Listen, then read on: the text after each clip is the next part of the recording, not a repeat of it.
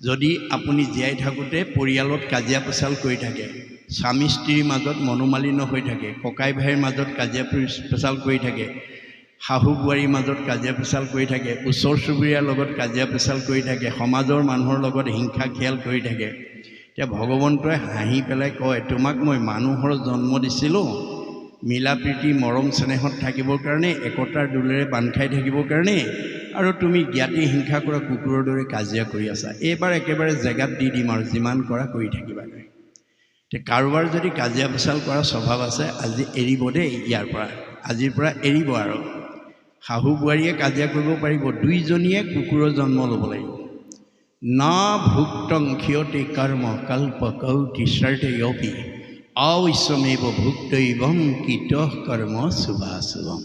আমি প্ৰত্যেক গৃহস্থীয়ে যাতে এনে এটা আঁচনি লৈ আমাৰ এই ঘৰখনলৈ অহা জীৱকেইটাক আমি যাতে সংস্কাৰমুখী কৰিব পাৰোঁ। কাৰণ জীৱৰ মৃত্যু নাই, জীৱৰ সংস্কাৰ আছে আৰু গতি আছে, হয় সৎগতি নহয় অধোগতি। আমি যদি এনেধৰণৰ ভাগৱতকে প্ৰমুখ্য কৰি শাস্ত্ৰসমূহ যদি শ্ৰৱণ কীৰ্তন কৰিব পাৰোঁ, আমাৰ জীৱবিলাক সংস্কাৰ হ'ব আৰু ই পৰম গতিলৈ গতি কৰিব।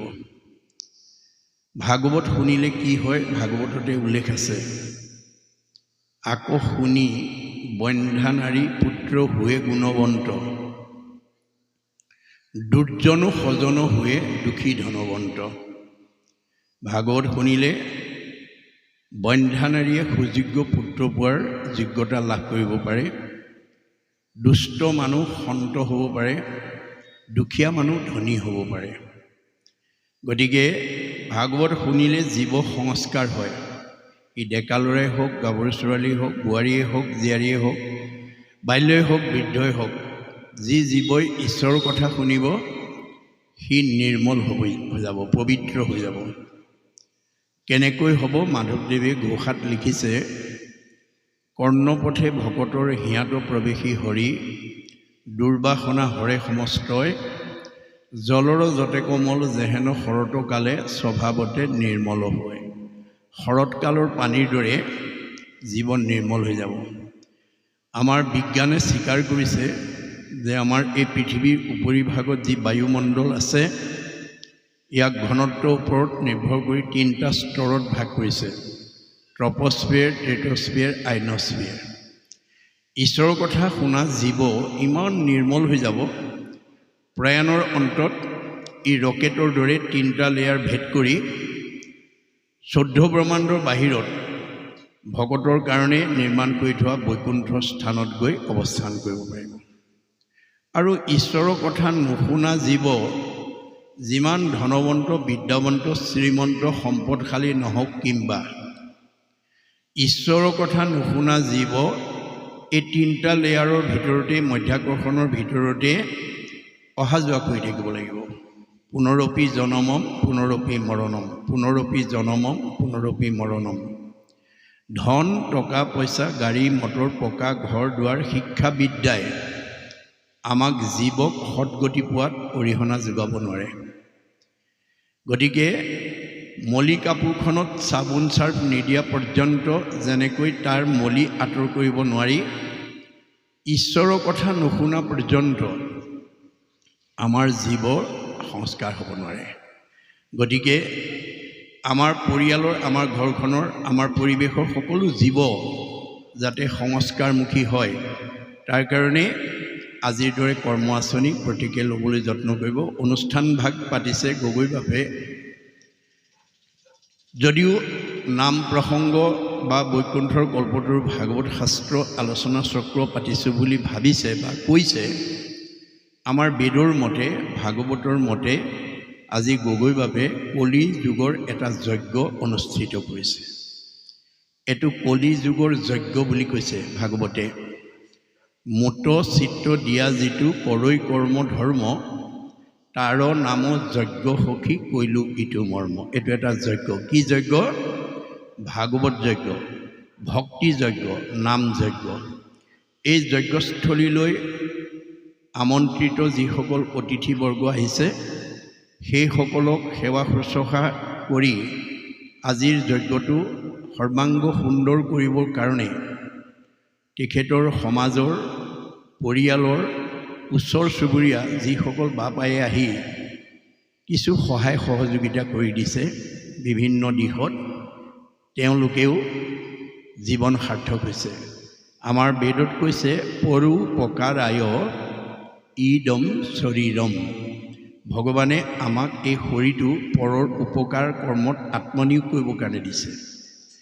আপোনালোকে এনেধৰণৰ যজ্ঞস্থলীলৈ আমন্ত্ৰণ কৰিলে মনতে এনে ভাৱ লৈ আহিব যে মই অকণমান কিবা সহায় কৰি দিব পাৰোঁ নেকি। কৃষ্ণ কীৰ্তন নকৰিয়া ভৈলুহু বৰ্বৰ, ইটো হস্ত বাহু মিছা মৃতক সবৰ। এই হাতকেইখনে অকণমান কাৰোবাক সহায় কৰি দিব পৰা শক্তি থকা স্বত্তেও যদি তাক প্ৰয়োগ কৰিব নাজানে, তেতিয়া মৰা হাতকেইটাহে ভাৰ বোৱা বুলি কৈছে। গতিকে আমি এই শৰীৰটো যাতে পৰৰ উপকাৰ কৰ্মত আত্মনিয়োগ কৰি আমি জন্ম জন্মান্তৰ কাৰণে পুণ্য সঞ্চয় কৰিব পাৰোঁ, তাৰ কাৰণে ভাগৱতে আমাক সুন্দৰকৈ জীৱনশৈলীৰ কথা নিৰ্দেশনা দিছে। আজি ভাগৱতৰ প্ৰাৰম্ভণিতে পাঠকে প্ৰথম স্কন্ধ ভাগৱতৰ মংগলাচৰণৰ কেইফাঁকিমান পদ গাই লৈছে। কিয়? ইয়াৰ তাৎপৰ্যটো হৈছে গুৰুজনাই ব্যাসকৃত ভাগৱত দেৱভাষাৰ পৰা মাতৃভাষালৈ তৰ্জমা কৰাৰ প্ৰাগমুহূৰ্ততে মংগলাচৰণ নামাকৰণেৰে সেই কেইফাঁকি পদেৰে সৈতে শুভাৰম্ভ কৰিছে। ইয়াৰ পৰা আমাক কি শিক্ষা দিছে যে আমি জীৱনৰ যিকোনো কৰ্মৰ প্ৰাৰম্ভণিতে ভগৱানক স্মৰণ কৰি ল'ব লাগে। কিয়? আমি কিবা এটা কৰ্ম কৰোঁতে বা ক'ৰবালৈ যাত্ৰা কৰি ওলাওঁতে আমাৰ এটা লক্ষ্য বা উদ্দেশ্য থাকে। কৰ্মবিলাকৰ এটা কামনা বা বাসনা থাকে।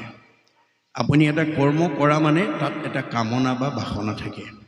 শংকৰদেৱে এই ভাগৱত ৰচনা কৰি অসমীয়ালৈ তৰ্জমা কৰি তেওঁ মনতে ভাবিছে যে সকলো জীৱশ্ৰেষ্ঠই যাতে বৈকুণ্ঠৰ কল্পতৰু শ্ৰৱণ কৰি পৰীক্ষিতৰ দৰে প্ৰথম স্কন্ধৰ পৰা যদি দ্বাদশ স্কন্ধ ভাগৱতলৈকে আমি জীয়াই থকা দিনত যদি শ্ৰৱণ কৰাৰ সৌভাগ্য ল'ব পাৰোঁ, কীৰ্তন কৰাৰ সৌভাগ্য ল'ব পাৰোঁ, তেতিয়া আমাৰ প্ৰত্যেকৰে জীৱ পৰীক্ষিতৰ দৰেই পৰম গতি লাভ কৰিব পাৰিব।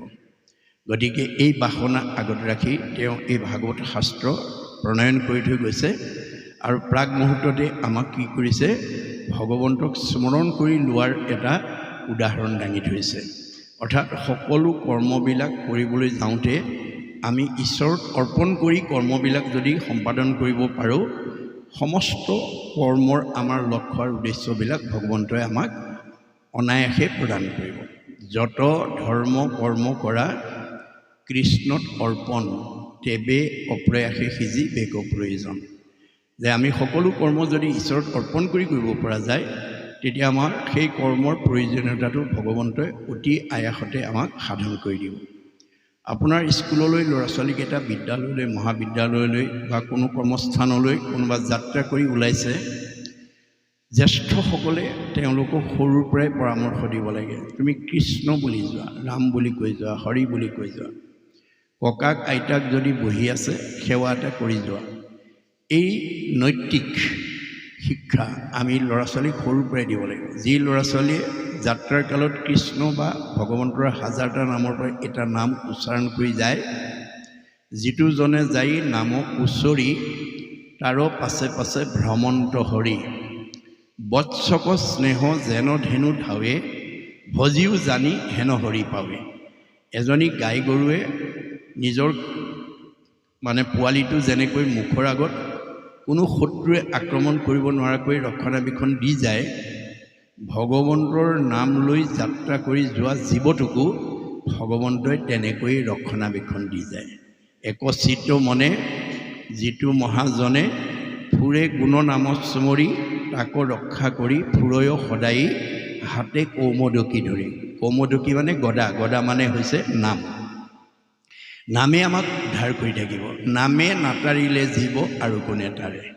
সদায় যাতে আমি কৰ্মৰ প্ৰাৰম্ভণিতে ঈশ্বৰৰ নাম লৈ যাতে আমি কৰ্মত আগবাঢ়িব পাৰোঁ, তাৰ এটা সুন্দৰ নিদৰ্শন ইয়াৰ মাজেদি আমাক দেখুৱাইছে যে আমি অকাম ভগৱন্ত পূৰ্ণ কাম। আমাৰ কামনাবিলাক কোনে পূৰণ কৰিব? ভগৱন্তই পূৰণ কৰিব। আমি পৰতন্ত্ৰ, ভগৱন্ত স্বতন্ত্ৰ। আপুনি বহুত দিনৰ পৰা ক'ৰবালৈ যাম বুলি ভাবি থাকিলেও নিৰ্দিষ্ট দিনা যাব নোৱাৰিবও পাৰে, যদি ভগৱন্তই যাব নিদিয়ে। খাম বুলি বাঢ়ি লোৱা ভাত কাঁহীও খাবলৈ নাপাব পাৰে, যদি আপোনাক খাব নিদিয়ে। শুম বুলি পাৰি লোৱা বিচনাখনতো শুবলৈ নোৱাৰিব পাৰে, যদি তেওঁ শুব নিদিয়ে। ভগৱন্ত স্বতন্ত্ৰ, আমি পৰতন্ত্ৰ। তেওঁ পূৰ্ণ কাম, আমি অকাম। এই কথা জানি গুৰুজনাৰ আদৰ্শৰে আমি সকলো কৰ্মৰ প্ৰাৰম্ভণিতে যাতে ঈশ্বৰৰ অৰ্পণ কৰি ঈশ্বৰৰ নাম লৈ কৰ্মখিনি সম্পাদন কৰিব পাৰোঁ, তাৰ কাৰণে স্বয়ং ভগৱন্তই যুগে যুগে এই ধৰাধামলৈ অৱতীৰ্ণ হৈ তেওঁ যুগ ধৰ্ম নিৰ্ণয় কৰি থৈ গৈছে। ভগৱন্তই যুগে যুগে অৱতৰিত হৈ আছে। কিয় হৈছে? গীতাত কৈছে, যদা যদা হি ধৰ্মস্য গ্লানি ভৱতি ভাৰত অদ্ভুত স্থানম অধৰ্মস্য তদাত্মানম সৃজমহম পৰিত্ৰাণায় সাধনাম বিনাশায় চ দুষ্কৃতম ধৰ্ম সংস্থাপনাৰ্থায়ে সম্ভৱামি যুগে যুগে। যুগে যুগে হৈ আছে, হৈ থাকিব। কি কাৰণে হয়? কেৱল ভকতৰ মনৰ বাঞ্ছা পূৰ্ণ কৰিবৰ কাৰণে। স্বভাৱতে অজময়ী জন্ম নাহি যাৰ, ভকতৰ ইচ্ছাই মই ধৰো অৱতাৰ। মূৰ জাতি কুল কৈত আছে সৃষ্টিকৰ, মৎস্যকুৰ্ম শুকৰ আদি ধৰো কলেবৰ। তেওঁক সৃষ্টিকৰ্তা ব্ৰহ্মাক বেছি কৈছে, মোৰ জাতি কুল ক'ত দেখিছা ব্ৰহ্মা? তৎসত্বেও মই মাছ কাছ গাহৰি হ'ব লগা হয়। গতিকে কি কাৰণে হওঁ? ভকতৰ ইচ্ছা পূৰণ কৰিবৰ কাৰণে হওঁ। তে ভগৱন্তই সদায় ভকতৰ ইচ্ছা পূৰণৰ কাৰণে দুষ্টক দমন, শান্তক পালন কৰি তেওঁ সংস্কৃতি প্ৰতিষ্ঠা কৰি দুষ্কৃতি বিনাশ কৰাৰ উদ্দেশ্যে হৈ আছে, হৈ থাকিব। তেওঁ প্ৰধানকৈ 4টা ৰূপত অৱতৰিত হয়: পূৰ্ণ অৱতাৰ, অংশ অৱতাৰ, কলা অৱতাৰ আৰু বিভূতি অৱতাৰ। যেতিয়া 100% মহিমাযুক্ত হৈ এই পৃথিৱীলৈ আহিব লগা হয়, তাক কয় পূৰ্ণ অৱতাৰ। যেতিয়া 4 ভাগৰ 1 অংশ মহিমাযুক্ত হৈ আহিব লগা হয়, তাক কয় অংশ অৱতাৰ। যেতিয়া 16 ভাগৰ 1 অংশ মহিমা লৈ পৃথিৱীলৈ আহিব লগা হয়, তাক কয় কলা অৱতাৰ। আৰু যেতিয়া 100 ভাগৰ 1 অংশ মহিমাযুক্ত হৈ আহিব লগা হয়, তাক কয় বিভূতি অৱতাৰ। এই পৃথিৱীত কোনটো অৱতাৰ তেওঁ ধাৰণ কৰিব, সেইটো এই ধৰাধামৰ অৱস্থাৰ ওপৰত নিৰ্ভৰ কৰিব। এতিয়া দ্বাপৰ যুগত তেওঁ পূৰ্ণ অৱতাৰ হৈ এই দেৱকাৰ্য সাধনৰ কাৰণে আহি যেতিয়া তেওঁ দেৱকাৰ্য সাধন কৰিলে, কৰি ভগৱন্তৰ দেৱকাৰ্য সাধন মানে দুষ্টক দমন আৰু সন্তক পালন কৰা কাম শেষ হ'লেই তেওঁ আৰু এই ধৰাধামত নাথাকে, নিজ ধাম বৈকুণ্ঠলৈ পুনৰ গতি কৰে। গতিকে এই কাৰ্যসূচী কৰি যেতিয়া ভগৱন্ত নিজ ধামলৈকে যাবৰ কাৰণে উদ্যত হৈছিল, তেতিয়া তেওঁৰ পৰম সখা উদ্ধৱৰ মনত কেনেকুৱা ভাৱ জাগৃত হৈছিল, এই কথাকেইটা এতিয়া আমাৰ এই পদৰ মাজেদি আমাক অৱগত কৰিছে মহাপুৰুষ গুৰুজনাই। গতিকে এই পদৰ মাজেদি আমাৰ কৰা আলোচনাবিলাকে আমাক কি শিক্ষা দিব গৈছে, কি বুজাব গৈছে, আমি পদবন্ধে আলোচনা কৰিম। আৰু পদবন্ধৰ আলোচনাত যদি আপোনালোকৰ কাৰোবাৰ সংশয় থাকে, প্ৰশ্ন কৰি সংশয়টো দূৰ কৰি ল'ব। কাৰণ আমাৰ গুৰুজনাই কৈছে, কথা শুনিলেহে গৈছে মনৰ সংশয়, কৃষ্ণৰ সেৱাত ৰতি তেৱেহে বাৰ হয়। আজি আমাৰ বহু মানুহে কৃষ্ণ কথা শুনাৰ অনুৰাগ নাই। কিয়? তেওঁলোকৰ মনৰ সংশয়বোৰ তেওঁলোকে দূৰ কৰিব পৰা নাই। কিছুমান মায়াভাৱে তেওঁলোকৰ মনটো আচ্ছন্ন কৰি আছে। সেইকাৰণে যেনেকৈ লুট মামৰ থাকিলে চুম্বকে আকৰ্ষণ কৰিব নোৱাৰে, আমাৰ মনত যদি মামৰ স্বৰূপ কৰ্মবন্ধতাই যদি আৱৰণ কৰি থাকে, তেতিয়াহ'লে আমি কৃষ্ণ কথা শুনিব নোৱাৰোঁ। গতিকে আমাৰ কৃষ্ণ কথা নুশুনা জীৱয়ো কৃষ্ণ কথা শুনিবলৈ আগ্ৰহী হ'ব যদিহে আমি আজিৰ দৰে পৰিৱেশ প্ৰত্যেকখন ঘৰতে আমি বছৰত এবাৰ হ'লেও দিব পাৰোঁ। এই প্ৰথাৰ প্ৰতি আপোনালোকে গুৰুত্ব দিব। বেয়া শাহুজনীও ভাল হৈ যাব, বেয়া বোৱাৰীজনীও ভাল হৈ যাব, বেয়া ল'ৰাটোৰো ভাল হৈ যাব, বেয়া ছোৱালীজনীও ভাল হৈ যাব। কেতিয়া? দৈব্য বশে যদি সাধুৰ সংগ পায়, নিশ্চয় জানা তাহাৰ স্বভাৱ দূৰ হয়। এতিয়া ভগৱন্ত বৈকুণ্ঠলৈ যাব লোৱাৰ কাৰণে উদ্ধৱৰ অৱস্থা কি হৈছিল সেই কথাখিনি আমাক এই অধ্যায়ত অৱগত কৰিছে। আৰু কথাখিনি কাক কৈছে? শুকে পৰীক্ষিতক কৈছে।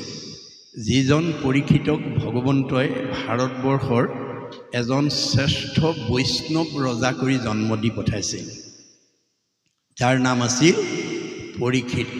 এতিয়া বৈষ্ণৱ ৰজা কৰি পঠিওৱা স্বত্তেও তেওঁ অভিশপ্ত হ'ব লগা হ'ল। কিয়?